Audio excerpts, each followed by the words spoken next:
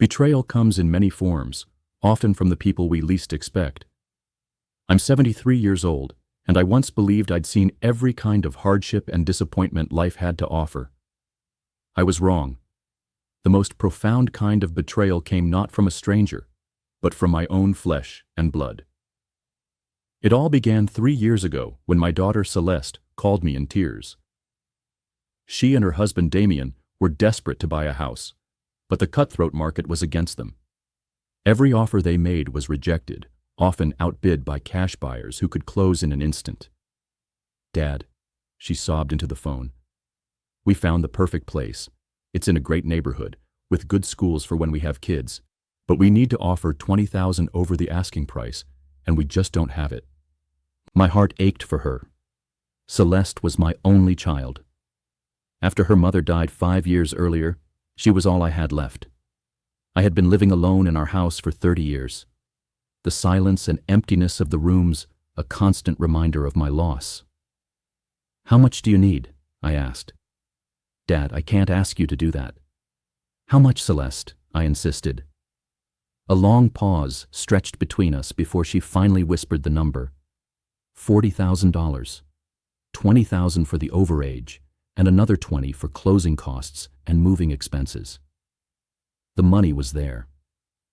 My wife and I had saved diligently our entire lives, and her life insurance payout had left me more than comfortable, but money couldn't fill the silence at the dinner table or warm an empty house. "I'll transfer it tomorrow," I told her, "but I have one condition." "Anything, Dad," she said. "I want to move in with you." "Just for a little while," I added quickly, hearing her sharp intake of breath. "This house has too many memories. I need to figure out what to do next." The silence on the line was longer this time, and then I heard Damien's voice. He must have been listening the entire time.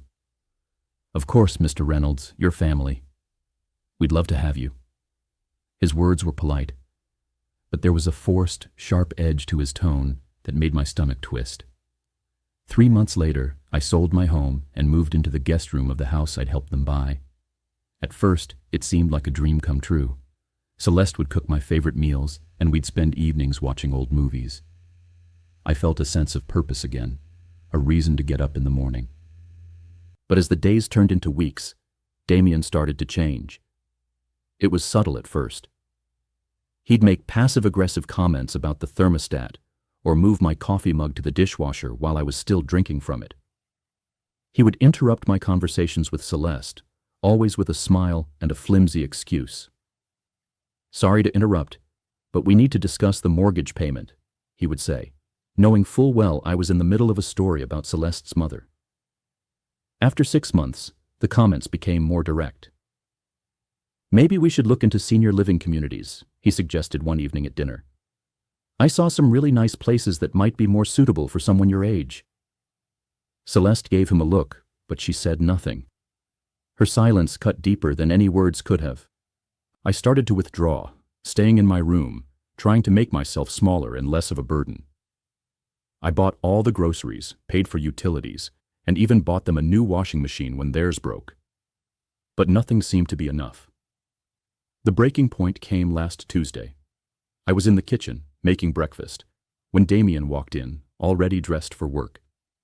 He looked at me with a cold, distant expression, as if I were a stranger who had wandered into his home.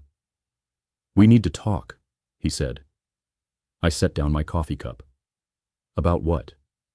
"This arrangement isn't working anymore," he stated. "What arrangement?" I asked, confused. "You living here rent-free while Celeste and I struggle to make ends meet." I stared at him, stunned. "Rent-free? I gave you $40,000 to buy this house.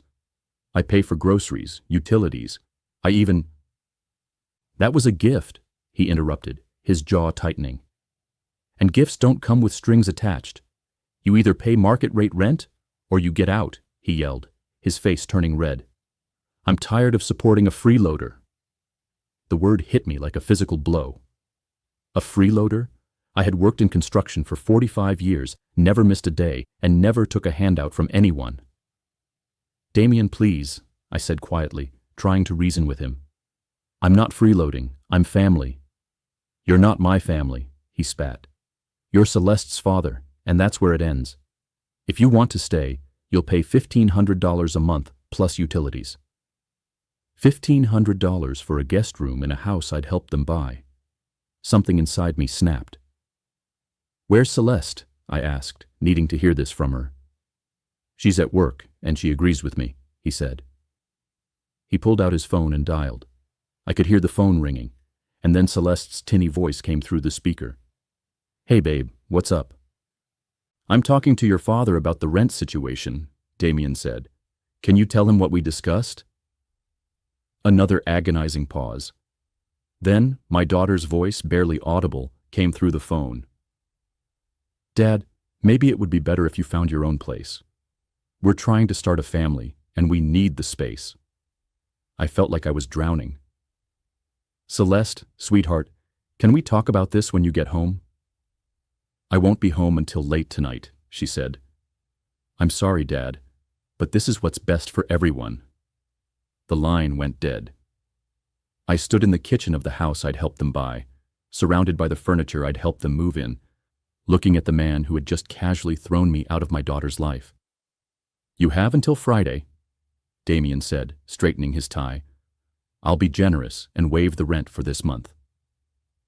That night, I called my old neighbor, Mrs. Chen. I had always told her how happy I was living with my daughter, but now I had nowhere else to turn. Of course, you can stay here until you find something, she said without hesitation. The guest room is always ready. I packed my belongings in the same suitcases I had used to move in 8 months earlier. As I loaded them into my car, I saw Damien watching from the window, arms crossed, making sure I actually left. Celeste never came home to say goodbye. That was 2 weeks ago. I've been staying with Mrs. Chen, looking at apartments I can't afford on my fixed income. I've been wondering how I became homeless at 73, just because I trusted my daughter and her husband. But betrayal, I've learned, has a way of clarifying everything. While going through the house purchase paperwork, I discovered something interesting. The deed had 3 names on it: Damien's, Celeste's, and mine. My lawyer, a cautious man, had insisted on protecting my investment when I wired the money. Legally, I own 1/3 of that house. I've also done some digging into Damien's professional life. It turns out he's been bragging to his coworkers about buying the house on his own, portraying himself as a successful young professional who doesn't need help from anyone. He even boasted that he was going to renovate the guest room, my guest room, into a home office. Tomorrow I am meeting with a lawyer. I'm not the type of person to seek revenge, but I do believe in consequences. They wanted me to pay rent? Fine. I'll charge them market rate rent for my third of the house. And if they can't afford it, well, they can always move out. I never thought my own daughter would stand by while her husband threw me out. I also never thought I would find myself in a position where kindness had its limits. The people who hurt you the most are often the ones who teach you the most about yourself. I spent so long being a good father that I forgot how to be a strong man. I'm about to remember.